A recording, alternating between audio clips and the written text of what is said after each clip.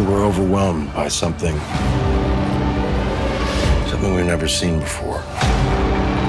I know this isn't the last of my crew, but this is my last report as the captain of the Starship Enterprise. Velkommen til Moovy TV. I denne uge er der premiere på Star Trek Beyond, det nyeste kapitel i den storslåede science fiction franchise. Vi følger nok en gang de galante officerer ombord på rumskibet Enterprise, kaptajn Kirk, Mr. Spock, Dr. McCoy, Sulu, Scotty, Chekhov og Uhura, som denne gang går i clinch med den frygtindgydende Kral, spillet af Idris Elba, en krigerisk separatist, som i modsætning til vores helte, bestemt ikke er meget for fred og samarbejde. Unity is not your strength, it is your weakness. I think you're underestimating humanity. Hold on to something! Som det eneste danske medie var Moovy TV for nylig i Los Angeles, hvor vi mødte filmens instruktør, Justin Lin, samt skuespillerne Zoë Saldana og John Cho, Chris Pine og Zachary Quinto, samt Simon Pegg, der også har skrevet filmens manuskript. Men vi lagde ud med at tale med Justin Lin. Han er primært kendt for at have instrueret The Fast and the Furious nummer 3, 4, 5 og 6, og selvom de to filmuniverser umiddelbart virker meget forskellige, så har de måske alligevel mere til fælles, end man skulle tro.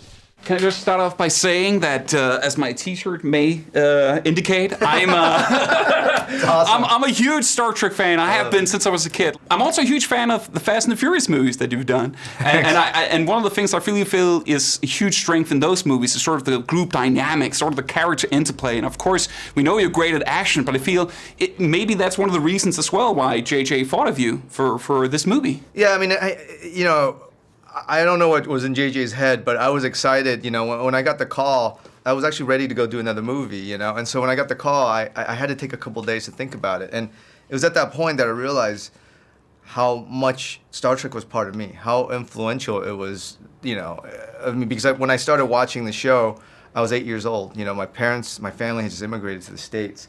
And I remember watching the show and really getting a sense of family from all these characters going through this sheer journey. And in many ways, like when I make the Fast and Furious movies, I didn't realize until I was doing this movie that it was heavily influenced by Star Trek. Cool. So it would actually be cool to watch a movie where they actually mix those two universes together. That would be great. But just quickly speaking about JJ, there were a lot fewer lens flares this time around. Is JJ okay with that, you think? Was that a conscious decision? Well, JJ's been nothing but just generous and very gracious, And I think as a filmmaker, I want to do what's best for the movie, And I love the first two films, but when you watch it, you also realize, wow, they haven't gone the 5-year journey yet. That's what I grew up with, So we decided not to start at day one. We started at 966 days into the mission. So at that point, I felt like, the optimism and the freshness of all the lens flares that we were seeing in the first two films didn't quite fit into where the state of the crew right now, And it was funny because when we were getting ready to shoot, the crew would show up and they had all these things that they had to put on their shoes to keep the Enterprise hallway clean. And I said, no, like, let's take it off because we got to scuff it up. It's been almost 3 years and we got it. So it just tonally, I felt like it was more appropriate. And it wasn't any reaction off of the first two movies. It was just like, it was the state of the crew that I wanted to visually present. Shields up! Red alert! This is where it begins, Captain. This is where the frontier pushes back. My favorite action sequence of the year is the destruction of the Enterprise. The cutting between the space battle and also all the fighting going on in the hallways. That must have been a huge endeavor to create that sequence. Yeah, it was, it was something that part of that sequence had probably been in my head since I was a kid, And so to bring it to life, it was actually very emotional, And I also realized while we were doing it that there actually never been an official blueprint of the Enterprise, So it was actually kind of cool as we were, planning to destroy it. We actually had to build it, and so as a fan, that was surreal, Our captain will come for us. Mercy will be the last thing on his mind. I am counting on it. Bagefter talte vi med skuespillerne. Vi mødte først Zoë Saldana og John Cho, som henholdsvis spiller Enterprises kommunikationsofficer Uhura og rumskibets pilot Sulu. Sulu, you can fight this thing, right? You kidding me, sir? Saldana er især kendt for at have spillet Neytiri i James Camerons Avatar, mens Cho måske er bedst kendt for sin muntre rolle som Harold i de 3 mægtige Harold and Kumar-komedier.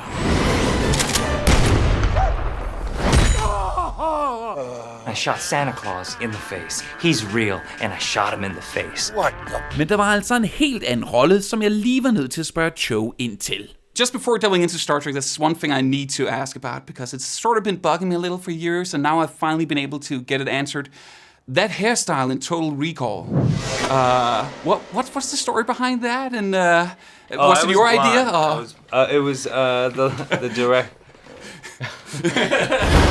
Why are you here? What? Thank you for bringing that up. Did you see man. it? Did you see it? Of course I did. Yeah. I was trying to look Danish. You were trying to look Danish? Yeah. Thank you. I'm going to tell that to the Danish nation. Actually, I'm looking forward to getting gray hair. I hope I'll be as stylish as you when I get it. Yes, you do hope. Yeah, I do. But it's a tough act to follow.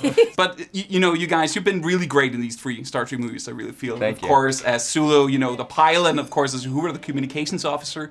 Do you ever get your friends coming to you and asking you, you have to drive the car, you have to navigate for us, you have to translate this? Do you get those kind of requests now from people? I do get put into that xenolinguistic role. I'm always asked, like, by my friends or family, like after we've been drinking heavily, do an accent, do a Romulan, and I don't know. I've forgotten, so I feel like the idiot. What about you, Please. John? Please. I mean, you're probably roasted if you use your GPS, right? You have to do it without it, right? I'm heavily dependent on Waze. Do you know Waze? No. It's a navigation app. Okay. Here in the States. You don't know Waze? I don't know Waze. Okay. I gotta know it. But of course you would know it. Of course I would being know it. Sulu, you would know all the navigation stuff. Of and course. I'm your Danish hero. Yeah, So. you're the role model for the Danish people now. In the forefront with Waze and now with the hairstyle.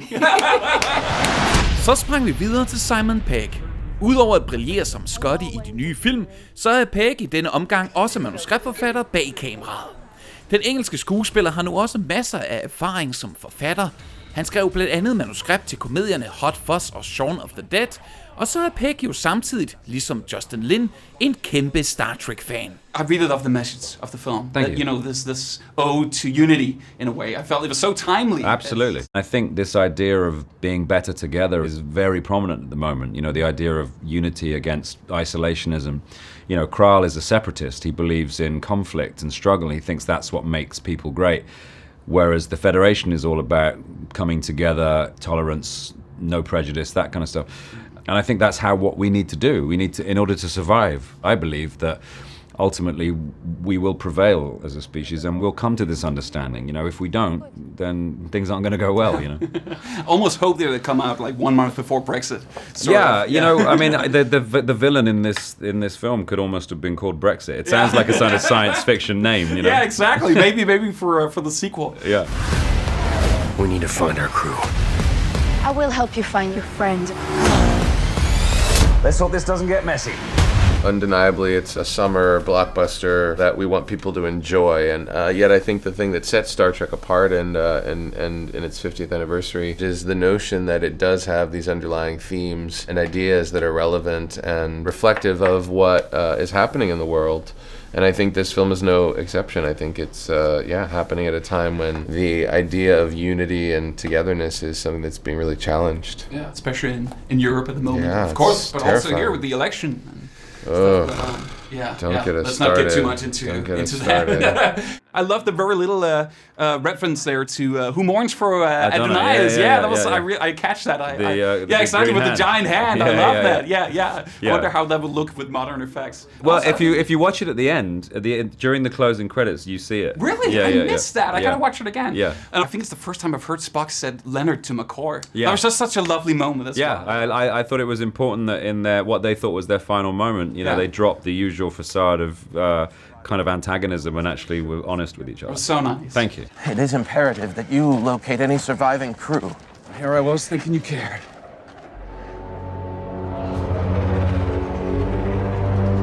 Of course I care, Leonard. I always assumed my respect for you was clear. The dialogue we have had across the years has always... Spock. You don't have to say it. Well, at least I won't die alone.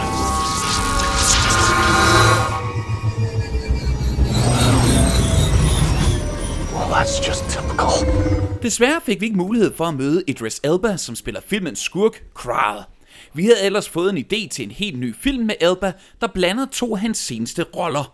Men heldigvis kunne vi så pitche vores idé til manuskriptforfatteren Simon Pegg.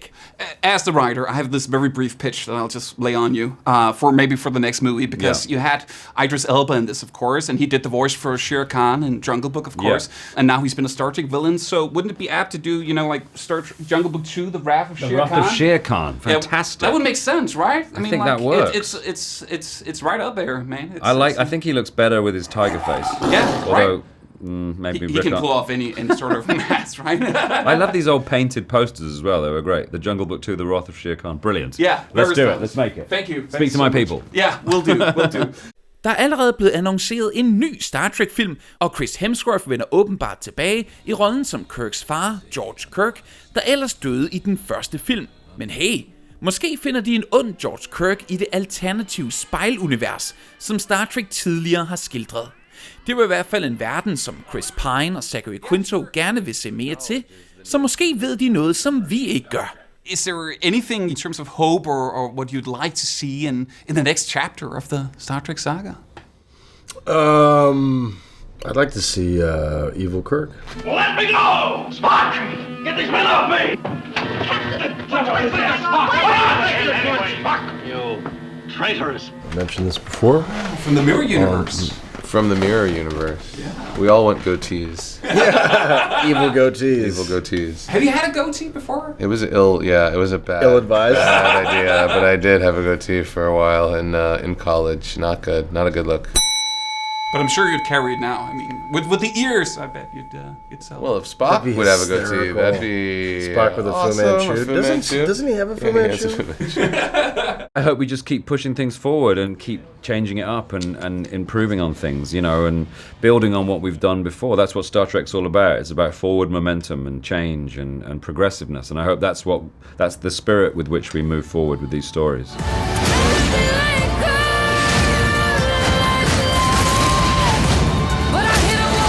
Let's make some noise.